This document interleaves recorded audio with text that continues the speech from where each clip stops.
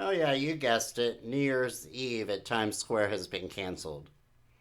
Well, not for the entertainments and the 40 spectators at least. The NYPD just came on television and basically said that there will be absolutely zero spectators allowed in Times Square on New Year's Eve. They're still going to have the entertainment that you can watch on television, or you can also watch on a new app that you can download on your Android or iPhone device. The 40 spectators, from what I understand, are chosen healthcare workers that will be allowed to watch the entertainment. I don't even have a lineup of who's going to be entertaining us. I really don't care. As far as I'm concerned, New Year's Eve celebration was worthless once Dick Clark passed away or was no longer doing the show.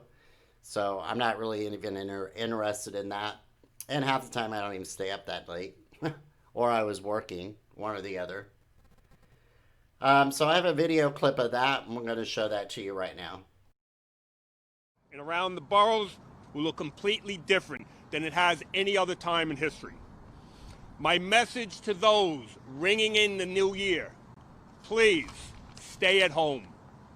There are absolutely no spectators allowed in Times Square. There are no public fireworks in Coney Island. And there is no midnight run in Central Park. But as they say, the show must go on. This year, everyone will have to watch the Times Square ball drop virtually. And you're going to see stages along with talent and staff at the crossroads of the world. I wouldn't call them the spectators talent. that you do see will be cast members and part of the production, and all have been pre-screened for the virus. We have no doubt that the television show will be great. And there's certainly also no doubt that the NYPD will be there to protect it. Although there will be many less men and women in blue working in Times Square, the NYPD will still have assets similar to what you've seen in the past. There's going to be officers posted in Times Square and in our subways. We're going to have our heavy weapons teams and a counterterrorism overlay that Chief Martin Matarazzo will discuss shortly. And there's going to be street closures that Chief Juanita Holmes will speak about. The NYPD takes great pride in protecting Times Square on New Year's Eve and normally welcome hundreds of thousands of people. We don't like an empty Times Square either, but this year has been nothing short of unprecedented. So we're asking for everyone's help this year. Stay at home with your family.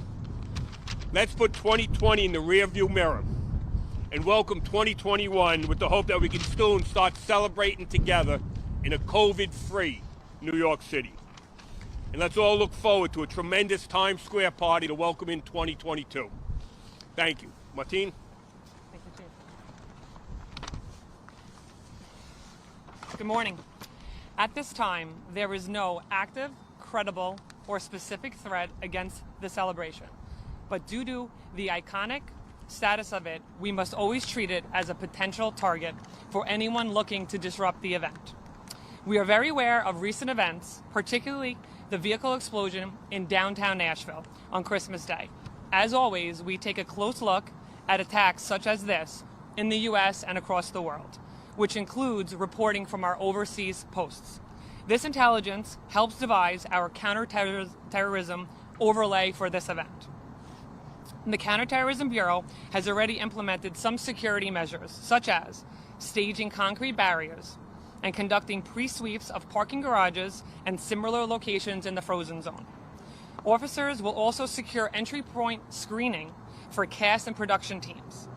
This will be a multi-layered process at these designated locations that include magnetometer screening and explosive detection screen teams. Other assets we will be deploying include, in the inner and outer perimeter of the event, heavy weapons teams, bomb squad and critical response command's explosion detection canines, drone detection teams, blocker vehicles, and Department of Sanitation sand trucks. And as a reminder, it is prohibited to fly a drone in the confines of New York City, including at this event.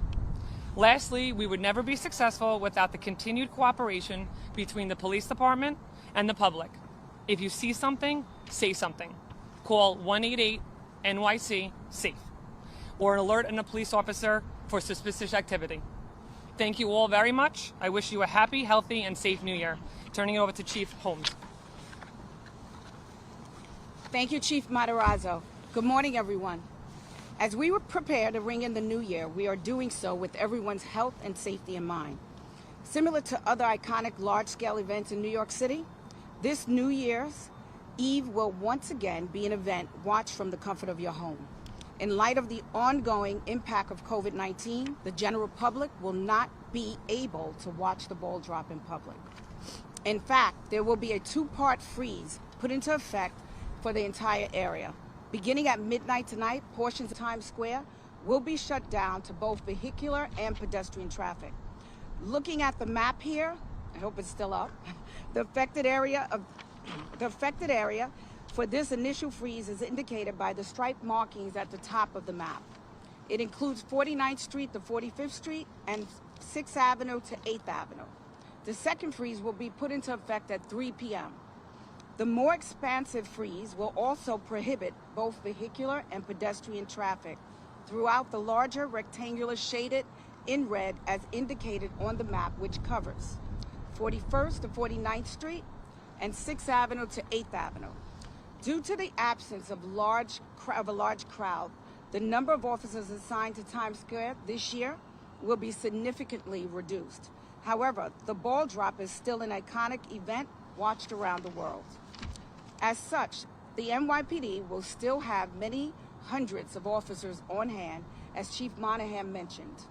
They will be joined by the complement of specialized units to ensure everything goes smoothly. Uniformed patrol officers will be deployed along the entire perimeter of the frozen area. These resources will also be working in tandem with Chief Matarazzo's people, ensuring everyone's safety. Coming to Times Square for New Year's is a family tradition for some. It is a bucket list item for others. But this year is different. I can't empathize enough how important it is for everyone to stay home. I want to thank everyone in advance for their cooperation for this. I know we are all happy to finally turn the page on 2020. I want to wish everyone and their families a healthy and happy New Year's. Thank you. Questions? Chief, you're not going to be able to actually stop people from, they're going to come out to 7th Avenue, they're going to be by the park, balls high in the sky. They'll still want to get eclipsed. What are you going to do about it? We're going to have teams working up and down those blocks. Anyone that starts to gather, they're going to be told to move along. We are not going to allow people to stand on the street corner, stare up. Our cops under Chief Hughes are going to be out there moving them along consistently. Don't come. Do not come to the area. If you think you're going to be able to stand there and watch the ball, you're mistaken. Don't come. Watch it on home. It'll be a spectacular television show. Next year, we'll all gather together and we'll fill Times Square. But this year, don't even attempt to come down there to watch it. Given that footprint is a bit smaller because of fewer people, but you kind of touched on this before. Does that play into how you are staffing and manning this whole event? Yeah, because the footprint's a lot smaller. We're not expecting 100,000 or 1,000,000 people in the area. Much less cops will have to work in the Times Square. It's approximately an 80% reduction in the cops that are coming into Times Square, which allows us to put them out in the rest of the city where they're needed. So there'll be more cops working in the outer boroughs where they're needed that no longer have to be brought into Times Square for the detail. All right, so don't go to Times Square. That's basically the entire message. And if you do go to Times Square, more than likely you're going to be arrested. I didn't really hear anything about what they plan to do if you are caught in the area. I'm sure at some point they'll arrest you if you cause a disturbance. Also, we heard the see something, say something. If you hear something, say something.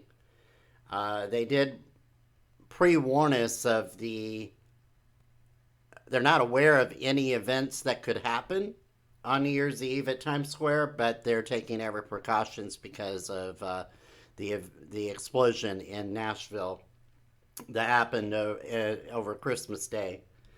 So they're taking every precaution necessary. Stay home. Don't go out. Don't go to Times Square. Don't try to watch the fireworks from anywhere within Times Square, or you could possibly risk being arrested.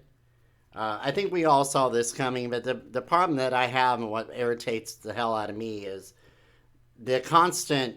We are all looking forward to putting 2020 behind us. I don't know what you think 2020 is going to look like. It's not going to look like anything better than what 2020 looked like. That's for damn sure. They're talking about pretty much making everyone get vaccinated. That was a speech for another video, but Joe Biden yesterday came out, spoke for about, I don't know, maybe 5 to 8 minutes, somewhere around there, talking about the vaccine's not going to work. We're not going to be able to, you know, get rid of COVID unless every single person gets vaccinated. Well, the only way that's going to happen is to require everyone to be vaccinated.